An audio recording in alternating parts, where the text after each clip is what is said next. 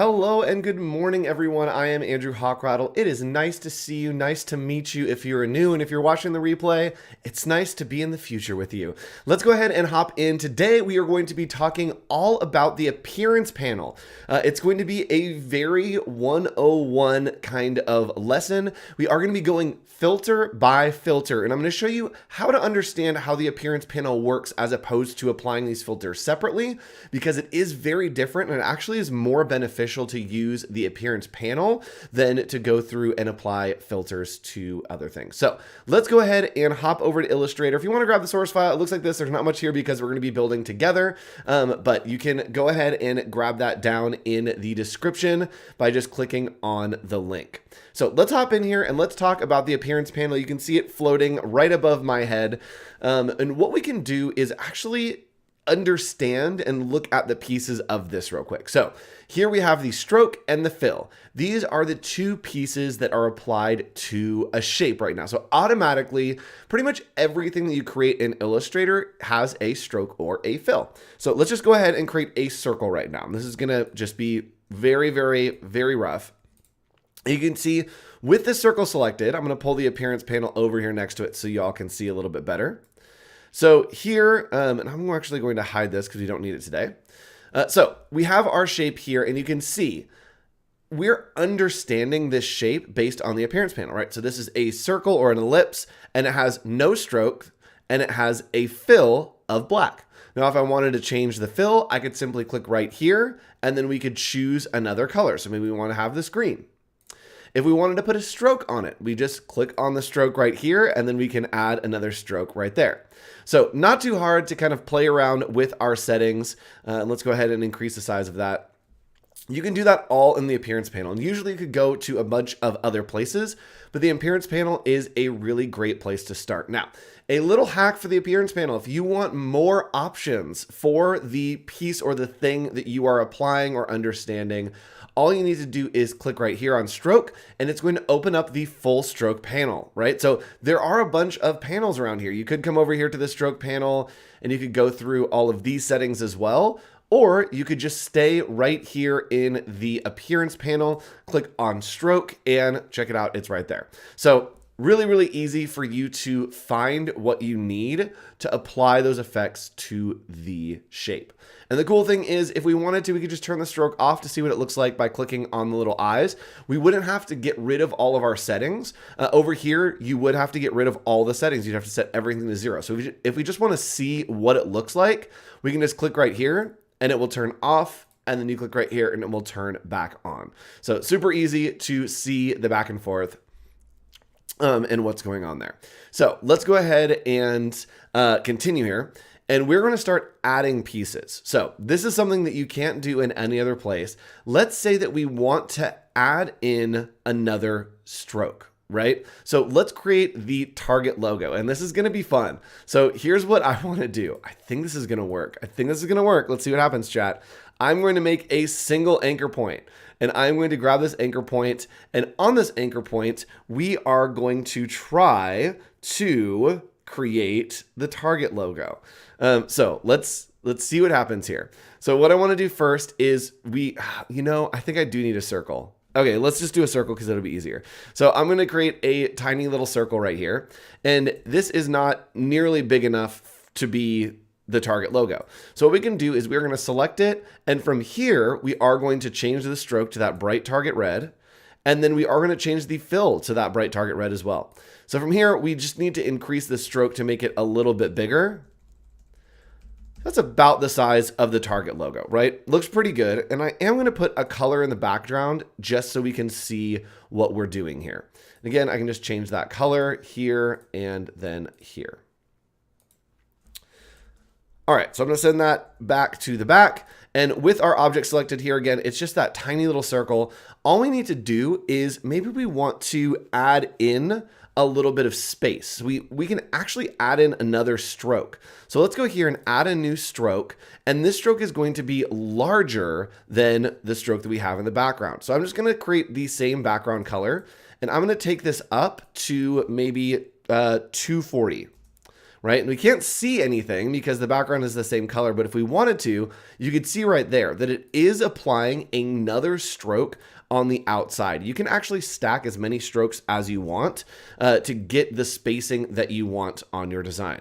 Now, we want to do the rest of that target logo. So what I'm going to do is I'm going to add in another stroke, and this stroke is going to be behind. We are going to make this that red, and then we're just going to take this stroke to maybe 550.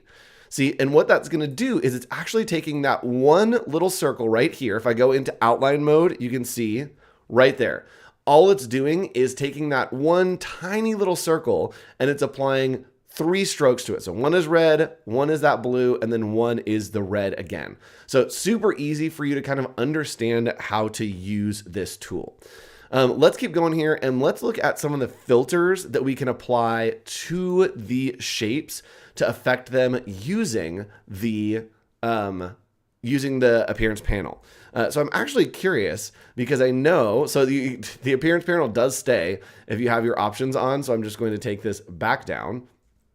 I am curious real quick. I'm just going to try this. So if you are a custom, is there a stroke size limit? I don't think so. Let's find out. Yes, 1000 is the stroke size limit. We're learning together. Welcome to Adobe Live, everyone. So what we're going to do is I'm going to set this back here. Actually, I'm just going to turn the stroke off. So we're going to set this to 0. And oops, I didn't have the object selected. You do have to have the object selected to change that. And someone's saying, can you offset strokes? That's exactly what I'm going to do right now. So if I wanted to, you could select this shape and go to object. You could go to path. You could go to offset path. And then from here, we could offset that path how we wanted. Hit OK. And now we have 2 separate shapes. You can see here that actually made 2 separate shapes. We don't want that. And someone's saying, how would you add a stroke that has no color? Ooh, that's a great idea. So I think what we could do, let's try it, is if I had my little target shape here, instead of doing this kind of solid color, actually, this is going to not work because it will be clear. So what I could do is I could turn this stroke and turn it into no fill, right? And that's just going to fill it with the red. So in theory, this red, so I'll show you what's happening. This red right here is filling in that whole background. So that's what the problem is. So you can do that, but it's not going to work. All right, so let's go ahead and do the offset path real quick. And if you have any questions, as always, feel free to ask your questions. This is live, and I mean live, the maximum amount of live. So ask your questions, and I am here to help you learn. So we are going to take our little red piece, and again, like I showed, object, we can go to path, and then we can go to offset path. So to do that, you see that it's just going to offset that path, and it's actually going to make 2 separate shapes. So what I wanted to do is let's try this. So let's take our path here, and I'm going to align this stroke to be pretty large. And then I can go to stroke and we can align it to the inside. So it's actually just going to fill in my shape because it is filling the inside of that circle. So now instead of going to object and offset path to make another shape, I can simply come in here and we can go to path, offset path. And now as I change this, you can see that it's actually changing the path from what I had to give us a little bit of extra piece, like an extra piece there. So if I hit OK, it's actually moving the path away, and it's not creating a separate shape. It is augmenting the path that's already there. So this is really, really great if you're trying to use type to create something. So I'm just going to grab type here, and we are going to pick a font. Looks good to me. I do want to track this out just a tiny bit. This is me being specific. All right, so we have our type here, and what we could do is with this selected, right now it is character. So there's not a lot that we can do to it because it is live type. So with live type, the appearance panel is going to focus on the characters, not necessarily the values. But if I outline it, Control-Shift-O, it is going to start applying the different effects to that. So it is a group now, so I can click into this group and we can just select all of it. And with that, it is going to allow me to augment everything within that group. So I'm going to make the core this nice pink and then I want to offset the path a little bit. So let's go here, and we are going to go to path and offset path, right? And maybe I want it to be a little bit wider. Maybe I want it to be a little bit thinner. We can make this type a little bit chunkier here, and that's going to give us a little bit of that chunk that we like to see. I'm going to try real quick to see what happens. In chat, we're learning together. I'm going to see what happens if I actually apply the offset path to the stroke instead of the fill. So let's see what happens. I'm going to put in a nice kind of neon stroke. Let's make this blue. That'll be a little bit better. And let's see what happens if with the stroke selected, I go to offset path. And I think that this is going to work. Yeah, it's going to create a really nice outline for me because it is offsetting the path of the stroke, right? So I can hit OK. And now if I wanted to, I could put this on a different color and you'll see that it actually is just going to, there we go, make that transparent. So we are applying the offset path to the stroke. And so it is offsetting from the path of the type. So you can see here, it is all just the regular type. If I go to outlines, it is literally just the type, but we're able to stack those effects so we can have a fill and a stroke, and the stroke can be offset as well, which is really cool. So if I wanted to reset this, all I need to do is I would come down here, I would make a copy of my type and then just hit on this clear appearance. We do need to be, again, in the group to clear that appearance. And now we're back to just having our regular type, which is kind of cool. If I wanted to, I could definitely do the same technique where I add another stroke, and this stroke is going to be black, and then we just offset that stroke as well. So we'll go here, path, offset stroke, and we can maybe do this one at 20. Andrew doesn't have it selected. I don't even have the type selected. There we go. Okay, hold chat. We are going to, there we go, do this again. And you can see it does matter what the order is. So let me go ahead and offset this path. You can see that right now it is in front of the blue. If I move it behind, it is going to go behind the blue. So you can see that we can actually play around with the order of the appearance panel to bring one stroke above or below using the layers here. And someone's saying, if you want to keep the text live, hit the / key to clear appearance to add a new strokes and fills. Yes, great tip right there. So we are going to offset the black path just a little bit more, and that's going to put it onto the outside of the type. And I think that looks pretty good. So hit OK, click out, and now we have this awesome type with this kind of cool effect. Now, if we wanted to, I could also do an inline. I love doing inlines with type. So we can select this, and then we are going to go and add one more stroke. And this stroke, actually, let's add a fill. So we're going to add a fill here, and this fill is going to be a hot yellow. But I want this fill to be an inline. So it's going to be kind of inside the letters. And all I need to do is do a negative offset path. So we'll go to path, offset path, negative. And then you see, as I start coming in here, it's going to take that in. And this type, it's usually way better with a very geometric type. This one is a little bit offset, but you can see how you can create this effect right here. And I think that that looks pretty okay. So I think it looks pretty good here, but this is literally just regular type. If I wanted to, I could take it one step further and open up my graphic styles panel, which is over here. And the graphic styles panel is basically going to save all of the information from the appearance panel into the graphic styles panel. So if I hit plus right here, oh, I need to be in the group. So if I have one of these selected, you see all of my appearance panel is here. All I need to do is click on plus, and now that is saved into an appearance panel. So now if I wanted to, I could pick something that is a little bit more of a geometric font. Something like Gotham probably works well.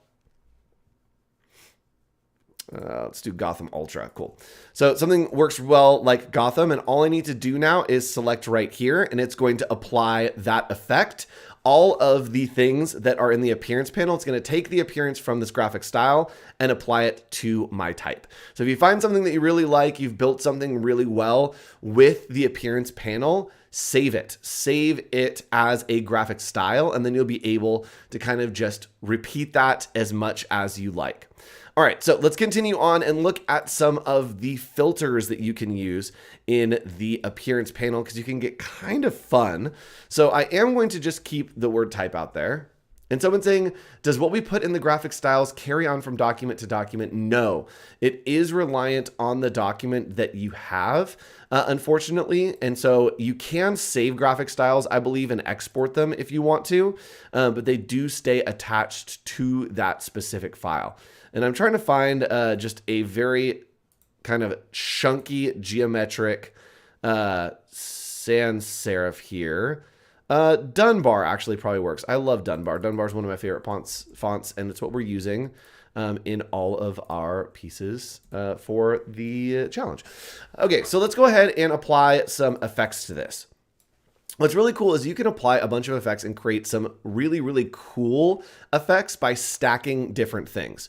So what we're going to do here is I'm actually going to make two different versions of the type. And type hello, and I'm going to make a group of this. So you can apply effects to a group if you like as well. So we're going to select this group, and from here I'm going to go in and start adding in just some weird effects. And this is where it gets really fun. You can get some interesting effects here in Illustrator. So with this group selected, we can come in here and let's start playing around with this Photoshop gallery. So there's a lot of different effects that you can use in the Photoshop gallery. I'm going to use a couple here, and let's maybe do sketch, and I'm going to do, let's see here. Let's do chrome. So chrome is going to add this really interesting chrome effect to our type here that I think looks really, really rad. So we're going to change the detail to add a bit more detail and take the smoothness up. Okay, cool. And now we'll get this really cool effect on our type, right? So we've got this cool kind of like chrome effect on this group, and it's applied to the whole group. So let's add another thing on top of that. So let's go in and maybe we want to do, let's do, where are we? There's one that's plastic wrap. Where are you? There we go. So in artistic plastic wrap, I can add this on top, and this is going to stack with the effect underneath it. So I'm going to change the details, smoothness, play around with these settings just a little bit, and hit OK. So from there, we now have the plastic wrap applied on top of the chrome. You can see we've got a little bit of this glow going, which is really cool. And now, why not? Let's stack another piece on top of this. I am going to go up here to maybe pixelate and do a mesozoint.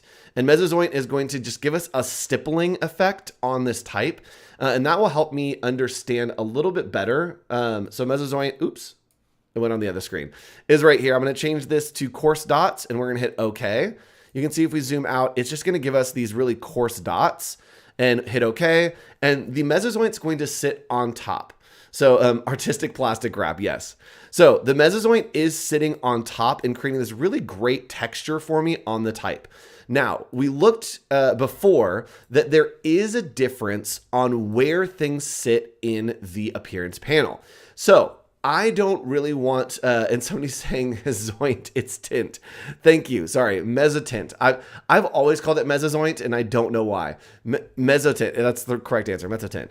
So I'm going to change to have the mesotint actually on the bottom. And it goes, you could see this is the shape at the bottom, and then the mesotint is on top of everything, then plastic wrap, then chrome. So I'm going to change this, and I'm going to put it in between the plastic wrap and the chrome. And this will actually change the appearance of the type because it does matter where things are. So you can see there now, the plastic wrap is applying to that mezzotint. So if I pull it all the way down to the bottom, the plastic wrap will interact with the chrome, and the chrome will interact with the mezzotint. This is a really great way, yes, to get a really interesting texture on your type by just moving those things around. So I did like it better. Maybe let's move the plastic wrap to the very bottom and see what that does. Hold please, rendering, thinking. So let's move the plastic wrap all the way to the bottom and see what that does. I think it'll be interesting. I like the idea of having the texture kind of in the middle of different fonts. Cool. That's cool. So let's add one more here. Let's go to Effect, and I'm going to go to Stylize, and we are going to do, actually, let's do Distort and Transform. And this one, we are going to do Roughen. And Roughen's going to give us a very, very crazy, like edge. There we go. That's what we want. And so I'm just going to change these really roughen. You always want to be very, very small. So I'm going to change it to 0.5, and that's going to give us a little bit of a rough edge. And then here, this is the rides per inch, and that is how much wiggle we get. I am going to change the points to smooth and then hit OK. So someone is saying, Andrew, count the anchor points. Oh, I can very easily count the anchor points because when I go to outline mode, it is still regular live type. So some of these filters you can't even apply to live type. If you're doing it kind of straight out, it will mess up the type. But this allows you to have your live type. It has all of those anchor points perfectly situated, and we don't have to worry about it, right? So really, really great filter there. And let's go ahead and add one more. Why not? Let's add in a halftone. So I do want the halftone to be on top of everything. I'm gonna go to pixelate. We're gonna go to color halftone, and someone's saying, okay, expand first. Yeah, we could expand, and I'll actually show you that workflow. We're gonna do a color halftone here and see what that looks like. It's gonna render these two. We can have our live type and eat it too. Yes, exactly. So we've got that nice kind of halftone look with this texture in there. I love this. And so what we can do is now I could save this as a graphic style. Again, we're going to go to graphic styles, hit plus, and everything that we have just applied here, every single piece is going to save as a graphic style. So we have our type here, and let's say that we want to see what it looks like. So let's go ahead and rasterize it. We're going to hit OK. And that's going to rasterize. And then I like to use, I have a crush setting. And this is just a really, really intense version of tracing. So it's just going to make it really, really contrasty and really deep and intense. There we go. So now we've got some really cool type here. If we want to, we could outline this. And yes, it's going to be a million anchor points. It's a lot of anchor points in there because of the texture.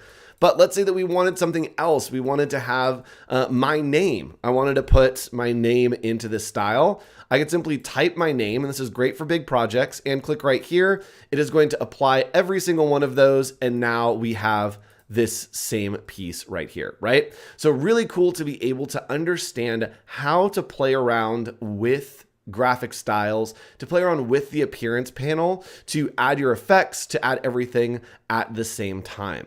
If we wanted to, we could come in here as well, and maybe we want to do some kind of rasterize. So I could rasterize this as well, hit OK, and I think that looks, oh, interesting. It's rasterizing the live type. I never thought about that. So it is rasterizing the live type, which is kind of cool. I don't have a huge use for that, but you can see it is getting pixelated as I zoom in because that is live type. But it is applied directly to that effect, and I can turn that rasterize off right there. So that's looking pretty cool. I'm not mad about it. So you can use the appearance panel to just continue to build things. And let me go through to just see, we can do 3D in here. You can convert to shape, which you probably won't use that often. You can add crop marks, distort and transform. We can pucker and bloat, so you can pull your shape in or expand your shape. We can do roughen, which we looked at. You can transform, which is just tilting, changing things. We can tweak, we can twist, which is just taking the anchor points and twisting them a little bit. Zigzag is going to give you a nice little wave. We can also change the path offset path. We can outline the stroke. Pathfinder, and somebody says, lively up your type. Yes, we can do all of the Pathfinder pieces here. We can rasterize, stylize, lots of drop shadows, all that stuff. You can play around with those filters. You also can do warps, which is really nice. So instead of just applying the warp to an object, you can apply it here in the appearance panel and then start stacking your effects, as well as all of these Photoshop effects that you can start playing around with. Now, what's really cool, which I don't have a ton of time to show you, I need to undo some of this. I might not have time to show you, but what's really cool is as you start to overlap some of these effects, they will start to affect different shapes. So I'm just going to try to undo this until we have our shape right here. I want to get this back, and we do have like literally like 20 seconds. Let's see what happens. I want to get this back into live type. Okay, there we go. So if I wanted to, I could apply maybe a blur to this whole thing. And so let's add a blur here. And what's really cool is this blur is going to affect all of the different pieces. And I don't have a ton of time here. We're just going to go ahead and do this real quick. Chat, hold on. We can do it. I believe in us. But if I click in here, what's going to be really cool is as I move this around to interact with the other pieces, it will start to interact because the effects are sitting on top of everything. It's going to start to blend these together. So if we had like a rounded corners, you had something to where when shapes overlap, they change. It is going to change that when you overlap those letters. So wasn't a great example, but I tried to show you. Stick around. We have more content coming up. I believe Evan Abrams is up right after this, showing you a little bit in After Effects, some of the new features, some of the 3D, which is going to be really fun. And I will see you again tomorrow for another creative challenge here on Adobe Live. Bye, everybody.